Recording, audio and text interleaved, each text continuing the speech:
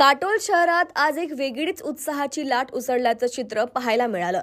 नगराध्यक्ष पदासाठी भाजपच्या कल्पना समीर उमप यांना उमेदवारी जाहीर होताच जनतेने दिलेला उत्स्फूर्त प्रतिसाद खरोखरच उल्लेखनीय होता।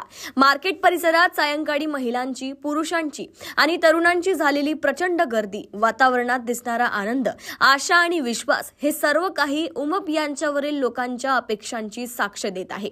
लोकनेतृत्वाची नव्या दिशेची सुरुवात आणि काटोलच्या विकासावरील जनतेचा ठाम विश्वास हेच या प्रतिसादातून स्पष्ट जाणवत आहे। उमेदवारी जाहीर होताच आलेला हा मोठा पाठिंबा आगामी निवडणुकीत नक्कीच नवा इतिहास रचण्याची चिन्ह दाखवतो आहे। मी कल्पना समीर उमप भारतीय जनता पक्षाकडून नगराध्यक्ष पदासाठी उभी आहे।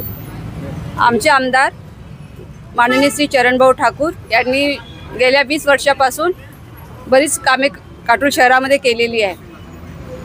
पूर्ण केंद्रात, राज्यात आणि महाराष्ट्रात सुद्धा भारतीय जनता पक्षाचेच सरकार आहे। त्याच्यामुळे पूर्ण भारतीय जनता पक्षाला बहुमताने विजयी करावे हीच नम्र विनंती करते। शहरातले रस्ते, पाण्याची योजना, आणखी गार्डन, लायब्ररी, आरोग्य आणि शिक्षणाकडे पूर्णपणे मी लक्ष देईन आणि 5 वर्ष जनतेची सेवा करीन। एवढेच सर्वात सुंदर शहर म्हणून काटोल शहराला बनवायचं आहे। त्याकरता मी पूर्णपणे प्रयत्न करीन आणि आमच्या पाठीशी आपले आमदार माननीय श्री चरणभाऊ ठाकूर आणि उमप साहेब हे माझ्या पाठीशी उभे आहेत। त्याच्यामुळे आणि 25 नगरसेवक यांना कमळ या चिन्हाची बटन दाबून प्रचंड बहुमताने विजयी करावे। पूर्ण जनता आमच्या पाठीशी आहे। विरोधीवाले सुद्धा आमच्याच पाठीशी आहे, कारण विरोधी पक्षात असं कोणीच राहिलेलं नाही।